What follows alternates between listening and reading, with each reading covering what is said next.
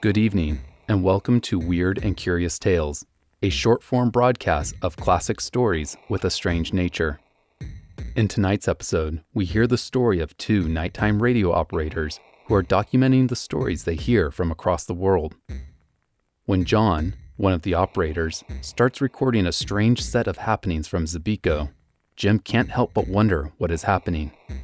Jim, distracted by the events, fails to notice the odd way John has been transcribing all night.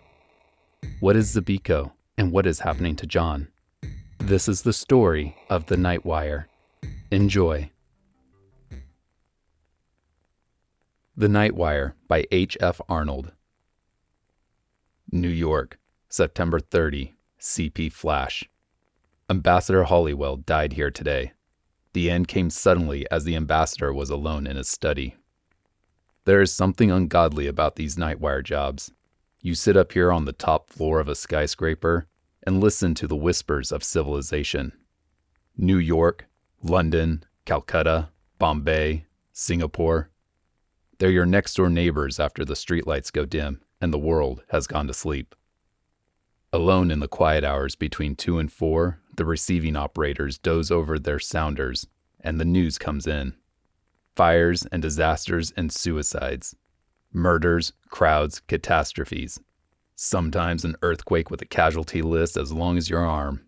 The Nightwire man takes it down almost in his sleep, picking it off his typewriter with one finger. Once in a long time, you prick up your ears and listen.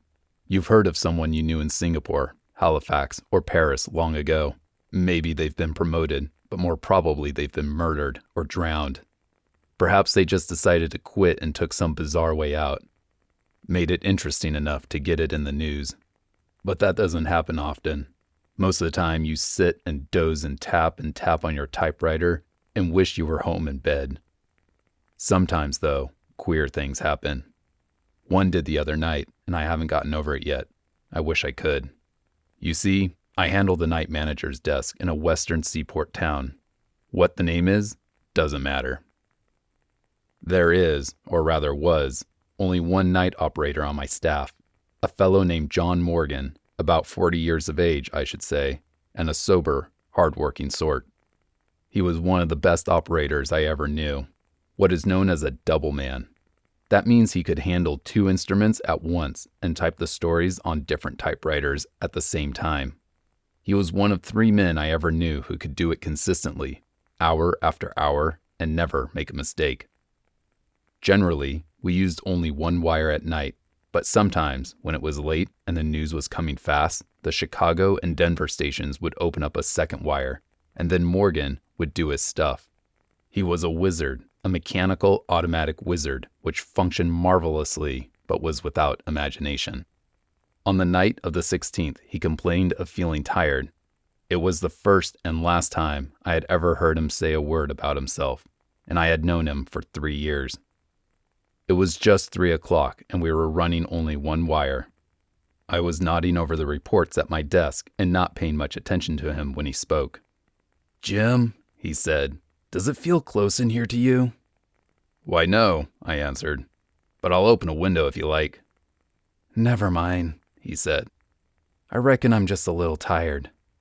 That was all that was said, and I went on working. Every 10 minutes or so, I would walk over and take a pile of copy that had stacked up neatly beside the typewriter as the messages were printed out in triplicate. It must have been 20 minutes after he spoke that I noticed he had opened up the other wire and was using both typewriters. I thought it was a little unusual as there was nothing very hot coming in. On my next trip, I picked up a copy from both machines and took it back to my desk to sort out the duplicates. The first wire was running out the usual sort of stuff, and I just looked it over hurriedly. Then I turned to the second pile of copy. I remembered it particularly because the story was from a town I'd never heard of, Xebico. Here's the dispatch. I saved a duplicate of it from our files. Xebico, September 16, CP Bulletin. The heaviest mist in the history of the city settled over the town at 4 o'clock yesterday afternoon. All traffic has stopped and the mist hangs like a pall over everything. Lights of ordinary intensity fail to pierce the fog, which is consistently growing heavier. Scientists here are unable to agree as to the cause, and the local weather bureau states that the like has never occurred before in the history of the city.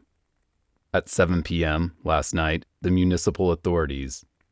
More. That was all there was. Nothing out of the ordinary at a bureau headquarters, but, as I say, I noticed the story because of the name of the town. It must have been 15 minutes later that I went over for another batch of copy. Morgan was slumped down in his chair and had switched his green electric light shade so that the gleam missed his eye and hit only the top of the two typewriters. Only the usual stuff was in the right-hand pile, but the left-hand batch carried another story from Xebico. All press dispatches come in takes, meaning that parts of many different stories are strung along together, perhaps with but a few paragraphs of each coming through at a time. This second story was marked Add Fog. Here's the copy. At 7 p.m., the fog had increased noticeably. All lights were now invisible and the town was shrouded in pitch darkness. As a peculiarity of the phenomenon, the fog is accompanied by a sickly odor, comparable to nothing yet experienced here. Below that, in customary press fashion, was the hour, 3:27, and the initials of the operator, J.M. There was only one other story in the pile from the second wire. Here it is. Second ad, Xebico fog. Accounts as to the origin of the mist differ greatly. Among the most unusual is that of the sexton of the local church, who groped his way to headquarters in a hysterical condition and declared that the fog originated in the village churchyard. It was first visible as a soft gray blanket clinging to the earth above the graves, he stated. Then it began to rise, higher and higher. A subterranean breeze seemed to blow it in billows, which split up and then joined together again. Fog phantoms, writhing in anguish, twisted the mist into queer forms and figures. And then, in the very thick midst of the mass, something moved. I turned and ran from the accursed spot. Behind me I heard screams coming from the houses bordering the graveyard. Although the sexton's story is generally discredited, a party has left to investigate. Immediately after telling his story, the sexton collapsed and is now in a local hospital, unconscious. Queer story, wasn't it? Not that we aren't used to it, for a lot of unusual stories come in over the wire, but for some reason or other, perhaps because it was so quiet that night, the report of the fog made a great impression on me. It was almost with dread that I went over to the waiting piles of copy. Morgan did not move, and the only sound in the room was the tap-tap of the sounders.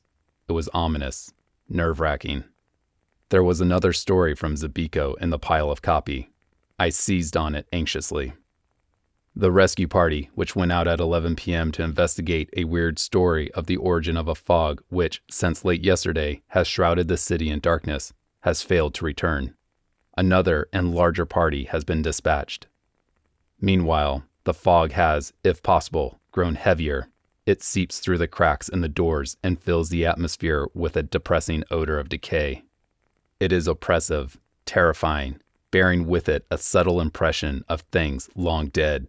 Residents of the city have left their homes and gathered in their local church, where the priests are holding services of prayer. The scene is beyond description. Grown folk and children are alike terrified, and many are almost beside themselves with fear. Amid the wisps of vapor which partly veil the church auditorium, an old priest is praying for the welfare of his flock. They alternately wail and cross themselves. From the outskirts of the city may be heard cries of unknown voices. They echo through the fog in queer, uncadenced minor keys. The sounds resemble nothing so much as wind whistling through a gigantic tunnel. But the night is calm, and there is no wind.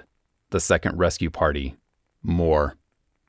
I am a calm man, and never in a dozen years spent with the wires have I been known to become excited, but despite myself, I rose from my chair and walked to the window. Could I be mistaken? Or far down in the canyon of the city beneath me, did I see a faint trace of fog? Pshaw! It was all imagination. In the press room, the click of the sounders seemed to have raised the tempo of their tune. Morgan alone had not stirred from his chair, his head sunk between his shoulders. He tapped the dispatches out on the typewriters with one finger of each hand. He looked asleep, but no. Endlessly, efficiently, the two machines rattled off line after line. as relentlessly and effortlessly as death itself. There was something about the monotonous movement of the typewriter keys that fascinated me. I walked over and stood behind his chair, reading over his shoulder the type as it came into being, word by word. Ah, here was another. Flash, Xebico, CP. There will be no more bulletins from this office. The impossible has happened. No messages have come into this room for 20 minutes. We are cut off from the outside, and even the streets below us. I will stay with the wire until the end. It is the end, indeed. Since 4 p.m., the fog has hung over the city. Following reports from the sexton of the local church, 2 rescue parties were sent out to investigate conditions on the outskirts of the city. Neither party has ever returned, nor was any word received from them. It is quite certain now that they will never return. From my instrument, I can gaze down on the city beneath me. From the position of this room on the 13th floor, nearly the entire city can be seen. Now I can see only a thick blanket of blackness where customarily are lights and life. I fear greatly that the wailing cries heard constantly from the outskirts of the city are the death cries of its inhabitants. They are constantly increasing in volume and are approaching the center of the city.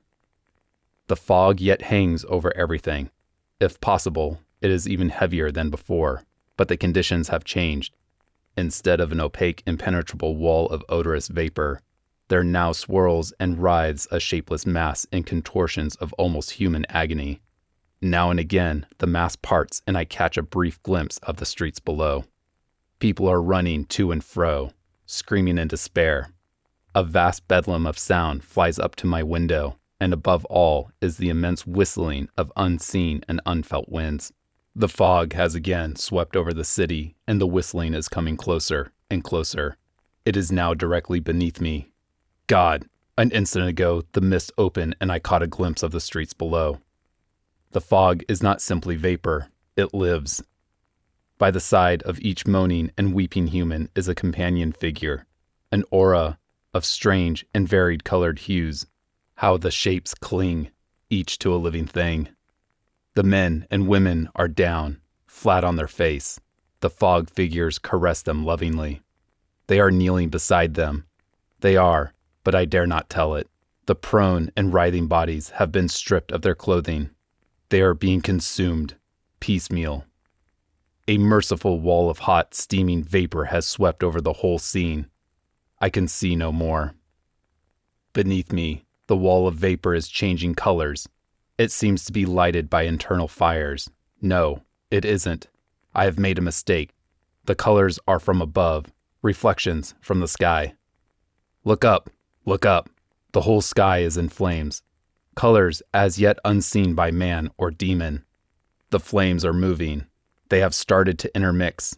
The colors are rearranging themselves. They are so brilliant that my eyes burn. They are a long way off.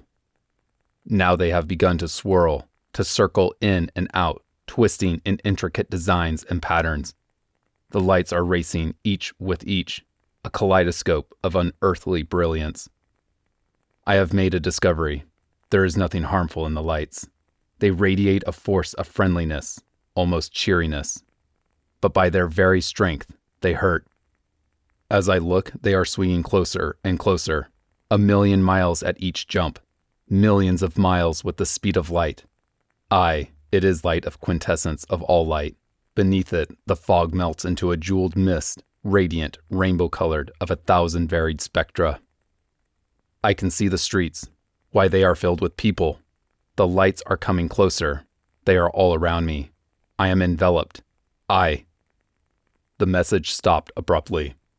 The wire to Xebico was dead. Beneath my eyes in the narrow circle of light from under the green lampshade, the black printing no longer spun itself, letter by letter, across the page. The room seemed filled with a solemn quiet, a silence vaguely impressive, powerful. I looked down at Morgan. His hands had dropped nervelessly at his sides, while his body had hunched over peculiarly.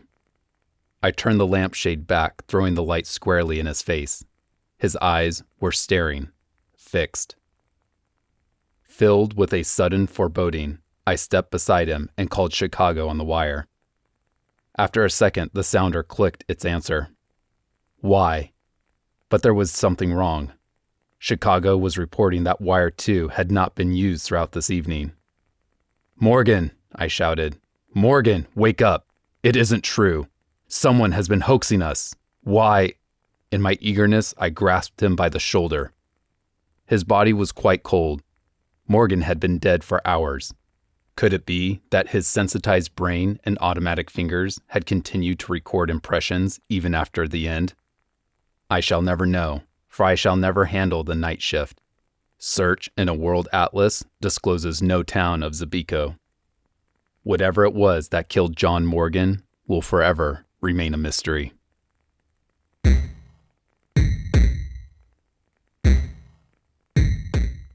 Thank you for listening to Weird and Curious Tales, Strange Stories for a Midnight Listen. More information about tonight's story can be found in the show notes. If you have any questions or would like to know more about this or other stories, you can reach out to us via email at weirdcurioustales@gmail.com or find us on Twitter at weirdcurious_. Also be sure to check out our super short form stories on TikTok at Weird Curious Tales. See you next time, and remember to stay weird.